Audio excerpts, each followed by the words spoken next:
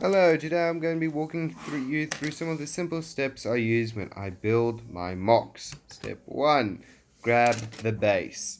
This is going to be what you're going to be building your entire mock on. Here I'm choosing light green, a lightish medium green. I'm going to be adding brown 2x4s, 2x12s, I'm not quite sure what those other ones are. 2x4s, 2x3s, and 2x1s. 2x2s, sorry, 2x2s all along the side just to give it a bit of a nice I don't know, what do you call it, platform.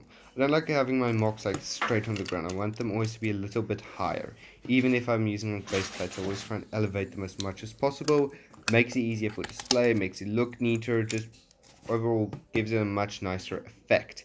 I'm also going to be adding some 2x4s underneath the mock just for some additional support to it.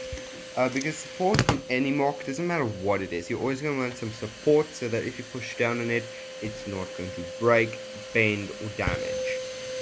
I'm also going to be adding now with these brown pieces, just a bit of a, I'm also going to say a ridge. This is going to be because I'm going to be elevating it. I always elevate at least one part of my mock, and it's almost always the corners. I always elevate a corner just because it makes the entire mock look more interesting. It gives it more interest. It just gives it, yeah, it's much more effective than if I was to elevate a side instead of a corner. That's some advice for those of you who are looking for some mocks. Make sure you elevate a corner. Also, another thing you'll see later on, keep things uneven. Don't have an even amount of flowers or trees or people in a mock. It tends to look better when there's uneven amounts. So you'll see later I'm adding uneven amounts into the mock. Here I'm starting to lay down some of these green plates. I'm using 4x4s, 2x4s, 4x, let's see, 4x6, yes, and 4x6s, 4x2s, a lot of those.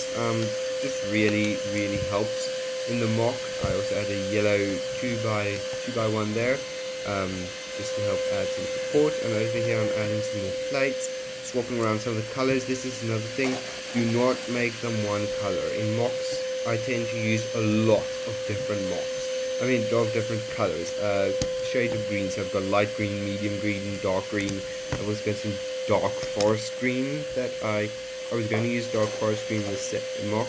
I changed my mind at last. So as you can see here, I'm also using little corner pieces. I'm not quite sure. It's like a it's like a two by two green plate with one stud missing, one corner missing. Those are great for corners, working on corners. And as you can see here, I'm also adding a lot of light green, a lot of light green, a lot of dark green, of green, and also another one by ones. One by ones are amazing. One by one plates, tiles, all of them, and studs. I didn't use studs in this one, but as you can see, I'm using a lot of these one by one tiles, not tiles, plates, and I'm using mostly dark green and light green ones, and then also dark brown ones. Start using dark brown ones, and also have this one sand green one that I always put into mocks, so that one's in the back. And on top of here, I'm just layering some more up and putting down more pieces. I tend to try and break up the smooth ground, I almost want to say, as much as possible with other plates, lots of plates, corner pieces, 1x2s, 2x2s, 2x3s, whatever I can get. They always just add a bit of interest in layering it up layer by layer. So instead of just placing down one layer of plates, I will place down 3 layers of plates, or 2 layers of plates at the very least, just to keep it interesting. Yeah, so this mock this mock pretty much just uses the basics of mock building that you should really just use when you are doing a mock. So yeah, soon, I think it's coming soon, I pause the video and I do a lot of quick behind the scenes work. Just add on a bunch of pieces because laying these down can get very tedious. However, the end result is really satisfying, and it's something that you see happen very quickly. It's not like you place them down and you almost immediately see, oh wow, there's a change here. I can see the immediate change, which is really good. It's good when you can see the actual change in the thing.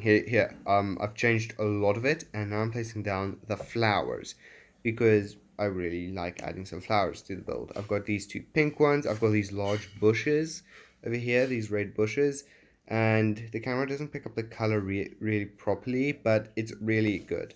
As you can see, I'm also swapping the flowers around, like moving this flower there, moving that flower there. That is so that that's again to do with the equal things. You do not want it to be equal. You want you want it to be unequal. And here I'm starting the base of a tree, as you can see, and here's the main trunk. I actually did not like this trunk, and I swapped it out. I swapped the trunk out, added more leaves, because that was a very scrawny tree. So here you see it's a much more rounded tree, a much more leafy tree as well. And yes, so try and build simple trees. If you do not have a lot of leaves, then you can use normal green pieces, like normal green 2x2 bricks and things, just to build them up. And I don't know why, but the lights falling really weird on these leaves. And as usual, I always add a wolf. So there's my wolf, and the mock is just about done. Always add some form of minifigure or animal, and always make it more